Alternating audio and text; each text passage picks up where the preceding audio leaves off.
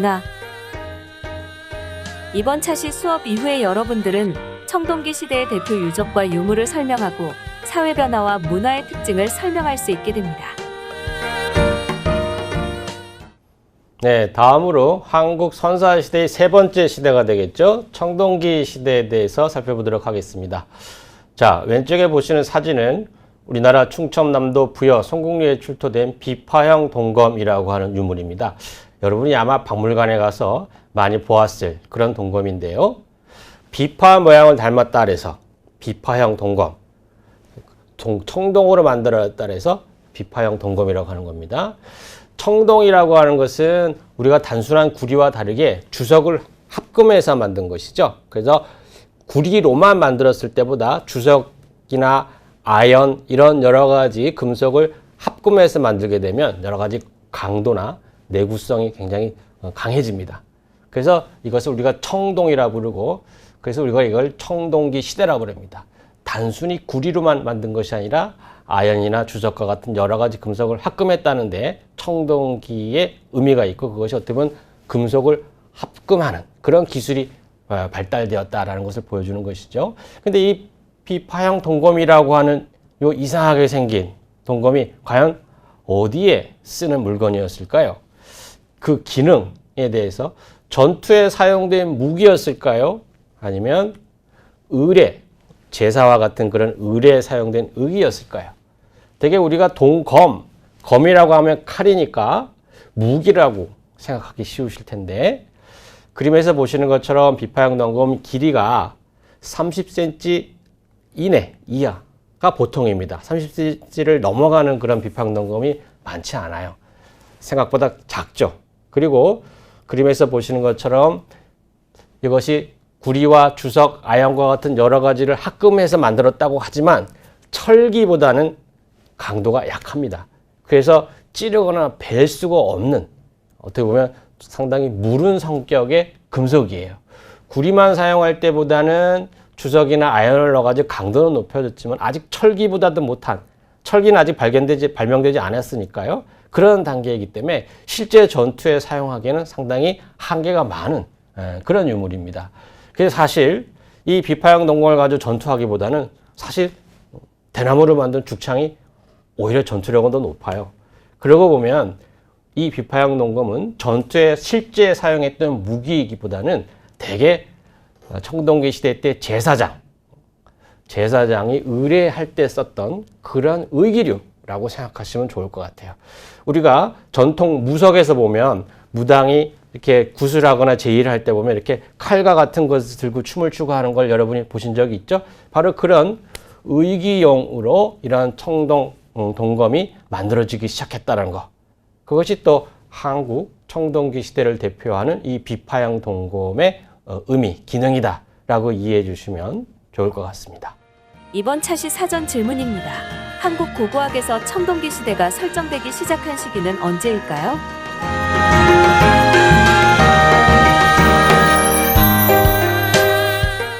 청동기 시대가 설정되기 시작된 시기는 1950년대로서 1957년 황해도 공산지탑리 유적의 발굴을 시작으로 보고 있습니다. 청동기 시대는 일반적으로 문명이 시작되고 국가가 탄생했다라고 해서 도시혁명이다라고 부르기도 합니다. 이제 도시라고 하는 것은 이른바 도시국가의 탄생을 알려주는 어떤 그런 가장 중요한 사회적 단위라고 할 수 있겠는데, 이런 도시의 등장, 그리고 거기서부터 나오는 국가의 탄생이라는 것이 청동기 시대 되게 인류학적으로 확인되거든요. 그래서 한반도에서도, 한국에서도 되게 청동기 시대 때 최초의 국가인 고조선이 성립했다라고 이해할 수 있고요. 신석기 시대 때 시작된 농경이 이 시대에 들어와서 더욱더 본격화되고 더 많은 지역까지 이렇게 보급이 됩니다. 그리고 청동기가 사용되었기 때문에 청동기 시대라고 하겠지만, 토기가 무문토기라고 하는 신석기 시대와는 다른 민무늬 토기, 무늬가 없는 토기가 이 시기에 출현되어서 사용되기 시작했다는 것도 이 청동기 시대의 굉장히 중요한 특징입니다. 어찌 보면 우리가 청동기 시대의 그 시점은 청동기가 처음 확인된 시점보다는 무문토기가 처음 확인된 시점부터를 청동기 시대라고 불러요. 그러다 보니까 학계에서는 청동기 시대를 무문토기의 시대라고 불러야 된다라고 보는 그런 연구자들도 있습니다. 어찌되었든 이렇게 한국의 청동기 시대는 무문토기, 표면에 무늬가 없는 민무늬 토기가 만들어져 사용되었던 시대다라고 여러분이 기억해 두시면 좋겠고요.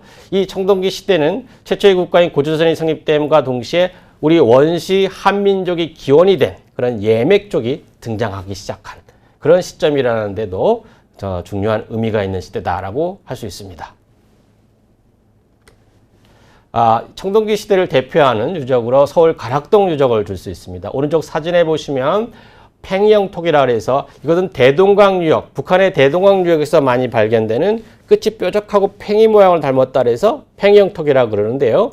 이것이 남한 한강 유역의 토기들의 영향을 주면서 가락동식 토기와 같은 오른쪽 사진 아래에 보이는 그런 가락동에서 출토된 토기다 해서 가락동식 토기라고 그러거든요.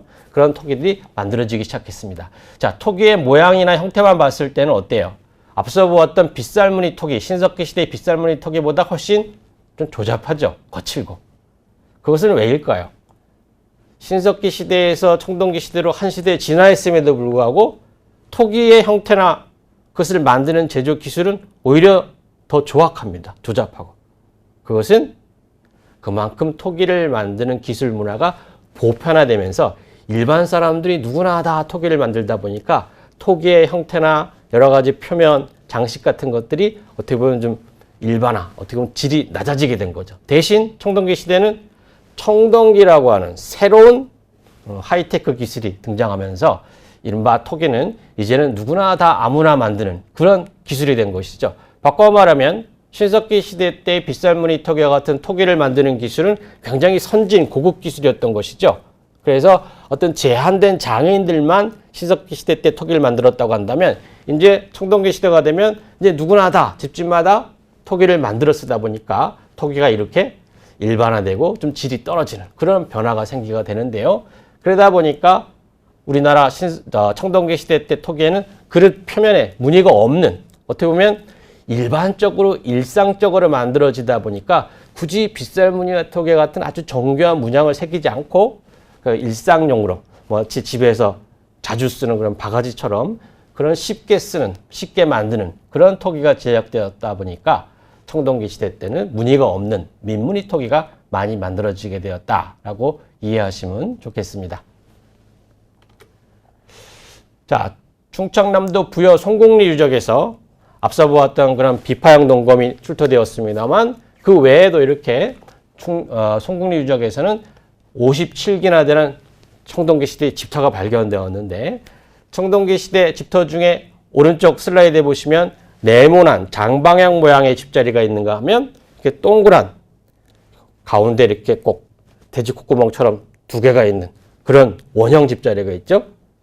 송곡리 유적에서는 바로 아래에 있는 원형 집자리가 발견된다는 특징이 있습니다. 그래서 이걸 우리가 송곡리형 주거지라 그래요. 그래서 충청남도 부여 송곡리 금강유역에서 이러한 송곡리형 원형 주거지가 많이 발견되고 이것이 영남 지역을 거쳐서 일본 지역까지 그리고 제주 지역까지 확산되게 됩니다. 다시 말하면 송곡리 유적에서 확인되는 청동기 문화가 남한 지역과 바다 건너 일본 지역에까지 확산될 정도로 그 당시 청동기 시대 때 굉장히 영향력이 강했던 그런 문화 유형이다라고 이해하시면 좋을 것 같고요. 또 오른쪽 아래 보면 송곡리형 토기라 해서 앞서 보았던 가락동식 토기와 다르게 토기 아가리 부분이 이렇게 호처럼 항아리처럼 이렇게 좀 밖으로 벌어지죠. 이렇게 다른 형태의 토기가 이제 지역화돼서 나타나기 시작합니다. 이렇게 토기 형태도 다양해지고 집자리 형태도 지역화된다라고 하는 것은 그만큼 청동기 시대가 되면서 지역 문화가 각각 지역별로 만들기 시작하는 그런 변화가 나타난다라는 것도 여러분이 이해해 주시면 좋겠습니다. 송곡리 유적에서 역시 오른쪽 사진에 보시면 아까 보았던 비파형 동검이 출토되었고요. 그와 마찬가지로 함께 나왔던 갈아서 만든 석척, 마제 석척이라 그러죠. 그다음 마제 석검이 나왔습니다. 우리가 마제 석척, 마제 석검 이러면 마제 석기니까 이게 신석기 시대 유물일 것이다라고 착각하시는데 대개 마제 석척과 같은 마제 석과 같은 고도로 발달된 이런 석기들은 청동기 시대 때 제작되는 것이 일반적입니다. 여러분이 이제 간혹 착각할 수가 있는데 마제 석검, 마제 석촉과 같은 이렇게 발달된 간석기는 주로 청동기 시대에 만들어진다. 그런 걸 기억해 두셔도 좋을 것 같고요. 바로 왼쪽은 그런 비파형동검과 마제 석검이 출토되었던 그 돌럴 무덤, 돌로 석관을 만들었던 그 유적입니다. 그래서 청동기 시대를 대표하는 석관묘의 대표적인 유적이 바로 부여 성공리 유적이라고 할 수 있습니다. 그 다음 청동기 시대의 그 마을 유적을 또 알려주는 대표적인 유적으로 울산에서 나온 검단 유적이 있습니다. 신석기 시대의 마을 유적으로 서울 암사동 유적을 말씀드렸었죠. 그것처럼 청동기 시대의 대표적인 마을 유적으로는 검단 유적이 있을 수 있습니다. 자, 오른쪽 사진 아래에 보면 검단 유적 전경이 나오는데 여기서 한 가지 보이는 특징적인 게 뭐예요? 그 유적의 서쪽서부터 동쪽으로 이렇게 쭉 이렇게 도랑이 파져 있죠. 도랑이라고 하는 것은 물이 흘러갈 수 있도록 그 구덩이를 판 것인데 그것을 우리가 환호라고 합니다. 환호. 그래서 그 환호, 도랑을 기준으로 그 안쪽에 주거지들이 이렇게 밀집되어 있어요. 다시 말하면 이 환호라고 하는 것은 마을의 안과 밖을 경계짓는 그런 경계의 의미가 있습니다. 우리가 성곽을 만들기 이전에는 이런 환호 같은 걸 만들어서 마을과 안의 경계를 짓고 외부인이 들어오는 것을 막는 방어시설을 쓰이기도 하고 또는 마을의 안녕을 기원하는 그런 선앙제와 같은 그런 의례를 바로 이런 환호 주변에서 거행했습니다. 그래서 역병과 같은 것을 막기 위해서 이런 환호를 만들어서 거기에서 제사를 지내서 나쁜 역병이 마을로 들어오지 못하도록 그런 기원하는 의미에서 또는 적들의 침입을 막기 위해서 그 구덩이 너비가 한 1m 정도 됩니다. 그러면 구덩이가 있을 때 없을 때 생각해 보시면 구덩이가 있으면 외적이 침입할 때 좀 아무래도 불편하겠죠. 그리고 마을의 안과 밖의 경계를 제시해 줌으로써 여기 들어오면 안 돼라고 하는 그런 경계의 어떤 의미를 보여준다는 의미에서 검단 유적에서 발견된 이런 환호는 청동기 시대 마을 유적을 보여준 중요한 유적이라 할 수 있겠는데 신석기 시대까지만 해도 이런 환호 칠학이 잘 나오지 않아요. 근데 이렇게 청동기 시대가 되면서 마을 주변, 주거지 주변에 환호를 두르는 그런 환호 칠학. 칠학이라고 하는 것은 이제 마을의 한자어인데 이런 환호 칠학이 등장한다는 것은 그만큼 그 마을의 공동체 의식이나 그 사회의 정체성이 신석기 시대보다 훨씬 더 강해졌다라는 것을 보여주는 것이겠죠. 그런 의미에서 울산 검단 유적은 청동기 시대의 마을 유적에서 보이는 대표적인 환호, 칠학 유적이라는 점에 있어서 중요한 의미가 있는 유적이다라 할 수 있습니다. 그 다음 북한의 평안북도 의주 미송리 유적. 압록강 이제 하구에서 가까운 그 미송리 동굴에서 나온 유적인데요. 오른쪽 사진에 보이는 것처럼 이렇게 양쪽 손잡이가 달린 그런 미송리 유적에서 나왔다는 해서 이것은 미송리식 톡이라 부르는데 이런 아주 특징적인 톡이 나왔습니다.